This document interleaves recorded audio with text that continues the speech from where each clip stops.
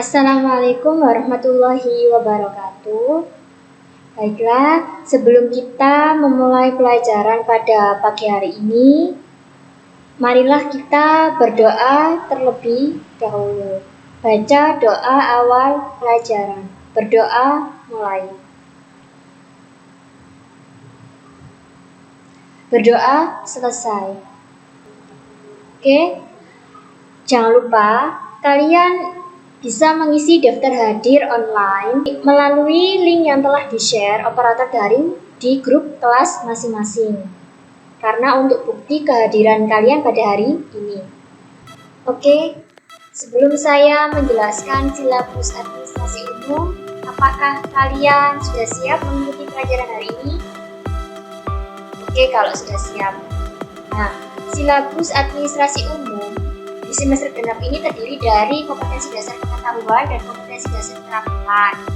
Untuk kompetensi dasar dimulai dari 3.7 menerapkan prosedur penataan surat atau dokumen, 4.7 melakukan penataan surat atau dokumen sesuai dengan sistem yang berlaku, 3.8 memilih peralatan kantor dalam kegiatan administrasi, 4.8 menggunakan peralatan kantor dalam kegiatan administrasi, 3.9 menerapkan tata ruang kerja atau kantor atau office layout.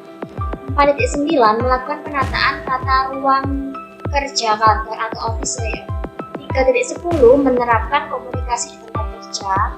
4.10 melakukan komunikasi di tempat kerja. 3.11 menerapkan tata cara pencatatan keuangan sederhana. 4.11 melakukan pencatatan keuangan sederhana.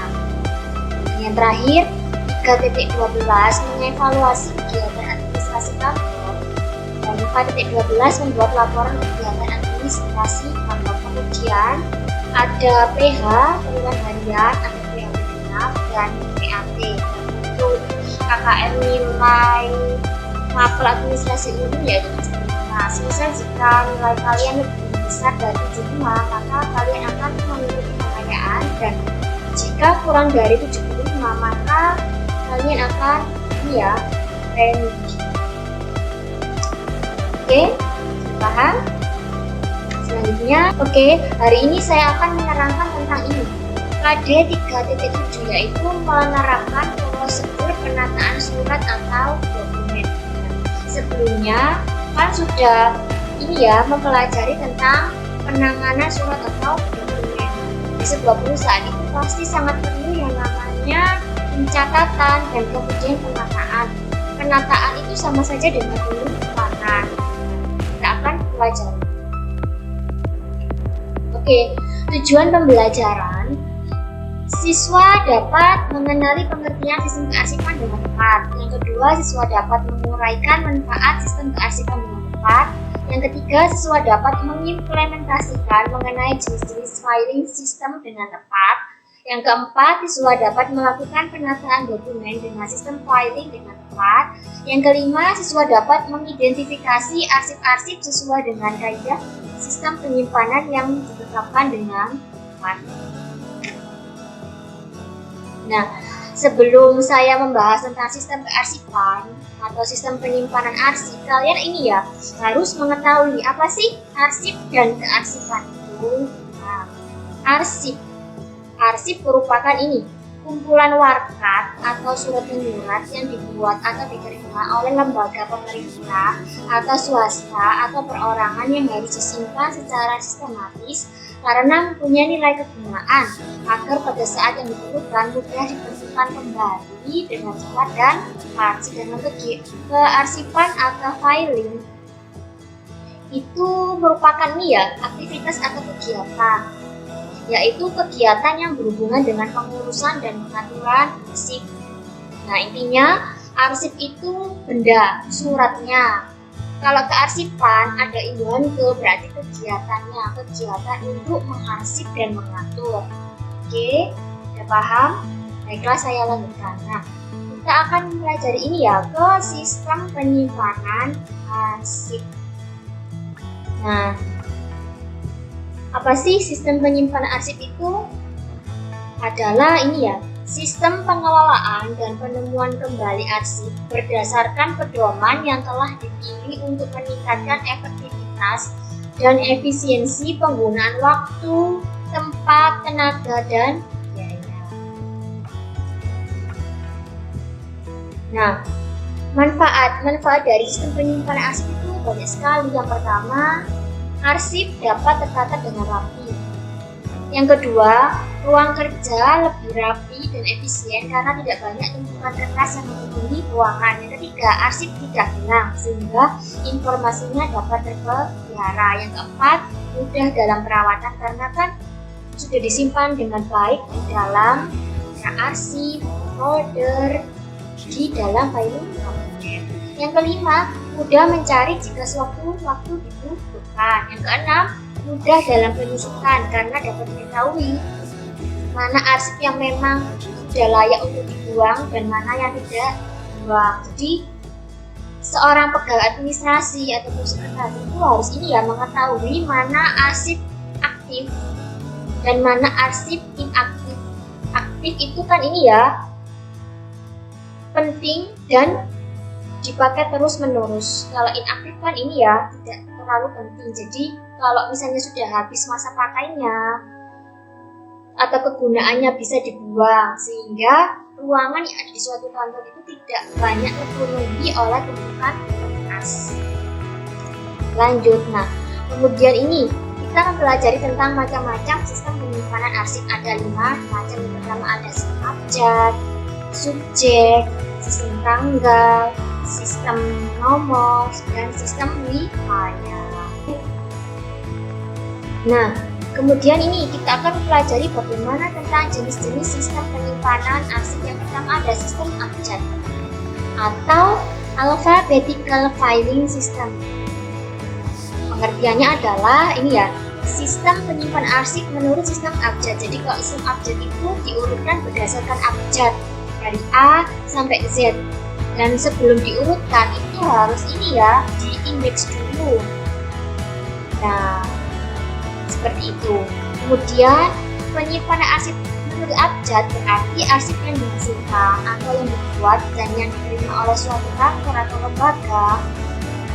Di dalamnya itu termuat nama-nama seperti nama orang, nama organisasi, nama tempat atau nama wilayah atau nama pokok soal, disimpan menurut tata urutan sesuai susunan abjad. Jadi biasanya di berbagai instansi satu dengan yang lain itu untuk sistem penyimpanan abjad itu berbeda-beda, tergantung disesuaikan dengan jenis perusahaannya dan dengan kondisi perusahaan tersebut. Yang kedua ada sistem subjek atau subjectical filing system, adalah tata cara penyimpanan arsip dengan mempergunakan pokok masalah atau subjek atau perihal sebagai pedoman untuk mengambilnya. Kemudian yang ketiga ada sistem tanggal yang disebut dengan chronological filing system. Misal kalau ada yang menyebutkan sistem tanggal, nama lainnya itu adalah sistem kronologi. Jadi sistem tanggal dan sistem kronologi itu sama, artinya adalah sistem penyimpanan arsip berdasarkan tahun, bulan, tanggal yang dijadikan sebagai kode arsip.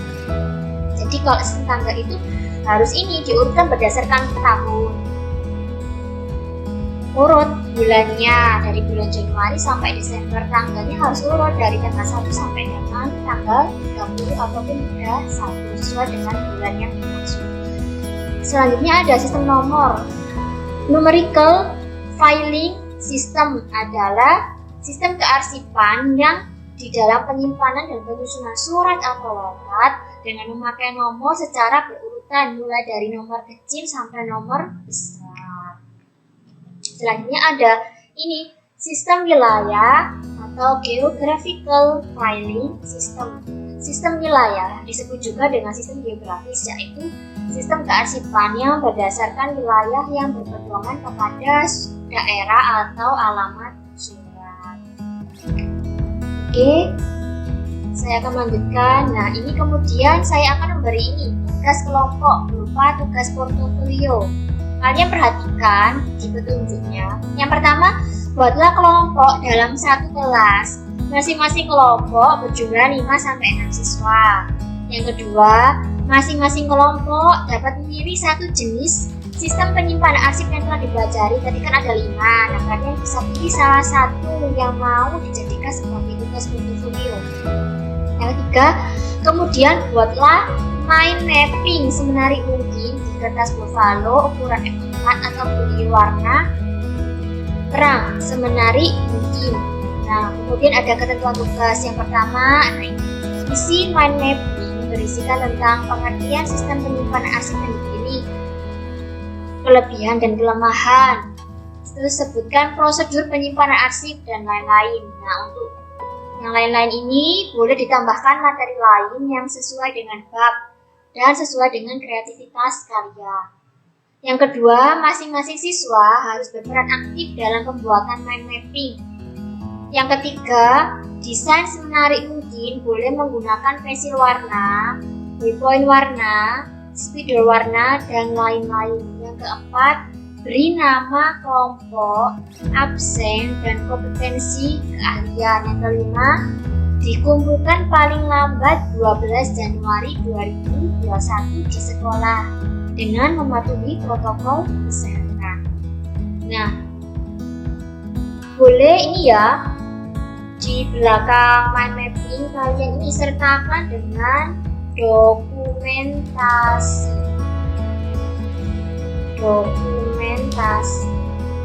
Nah, dokumentasi itu apa sih? Dokumentasi itu berupa foto kalian ketika ini mengerjakan tugas kelompok. Bisa difoto, kemudian bisa dicetak ini bisa di-print di kertas HVS untuk foto di sebuah kotak.